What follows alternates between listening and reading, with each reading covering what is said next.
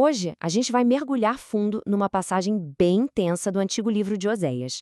É uma história sobre poder, traição e as consequências terríveis que vêm junto. É a história da queda de uma nação chamada Efraim. Para a gente entender essa história, primeiro precisamos saber quem era Efraim. E no começo, a palavra dele era lei. Existia um temor, um respeito pela sua autoridade em Israel. Ele estava no topo, uma figura de poder e influência imensos. E então, assim, de repente, a história dá um giro de 180 graus. Todo aquele poder simplesmente se desfaz. A exaltação se transforma em culpa e a vida em morte. A grande pergunta que guia essa nossa análise é: como? Como uma nação tão poderosa pôde cair de um jeito tão espetacular? A resposta começa aqui, naquilo que o texto aponta como o pecado central. Veja bem, não foi uma invasão estrangeira ou uma crise econômica que causou a queda, mas algo que veio de dentro, a idolatria. Vamos ver como a própria bênção da prosperidade acabou se tornando a semente da destruição. A descrição desses ídolos é muito reveladora.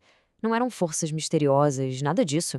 Eram objetos, de prata, moldados pela imaginação humana. O texto faz questão de enfatizar que eram obra de artífices. Em outras palavras, eles estavam adorando criações das suas próprias mãos, chegando ao ponto de beijar bezerros de metal como se fossem deuses. E a consequência dessa troca é profunda. O texto usa umas metáforas poéticas, mas muito poderosas para descrever a fragilidade de Efraim. A existência dele se torna insubstancial, sabe? Algo que some com o primeiro calor do sol ou com uma simples rajada de vento. A solidez de todo um reino virou fumaça. Para a gente entender o tamanho dessa traição, o texto nos lembra da história. Essa relação vinha desde a libertação do Egito, com uma mensagem muito clara. Fui o único salvador, não existia outro. Isso torna a adoração a ídolos de prata não só um erro, mas um ato de profundo esquecimento. E aqui a gente consegue ver quase que a psicologia da queda. É um processo tipo uma escada, só que para baixo. Começa com uma coisa boa, uma bênção, a satisfação. Mas a satisfação leva à fartura. E a fartura, bom, ela infla o coração com orgulho. E é aí que mora o perigo, porque o orgulho leva, inevitavelmente, ao esquecimento de onde veio a bênção em primeiro lugar. Agora, a narrativa muda de tom e muda drasticamente. O esquecimento de Efraim provoca uma reação. A figura divina, que antes foi apresentada como um pastor, um salvador, agora se prepara para assumir um papel totalmente diferente e aterrorizante. A transformação é chocante e direta. A mesma voz que disse "não há salvador senão eu", agora declara "serei para eles como leão". O guardião se torna o caçador. E essa ameaça vai se desdobrar em imagens bem vívidas, imagens de predadores. A primeira imagem é a do leão. Ela simboliza a força bruta, sabe? O poder que esmaga, a aniquilação total. Não é um ataque de longe, é um confronto direto, um ato de devorar. Logo em seguida, vem o leopardo. Essa imagem já muda o foco da força bruta para a astúcia, para a inevitabilidade do ataque. O leopardo não vem de frente, ele espreita, ele observa, tornando a fuga impossível. A ameaça está sempre ali, à beira do caminho. E aí, talvez a mais terrível de todas, a imagem da ursa que teve os filhotes roubados. Aqui, a ira não é só predatória, ela é pessoal, é furiosa, é visceral. A violência é direcionada ao coração, o centro da vida. É a fúria no seu estado máximo, sem piedade alguma.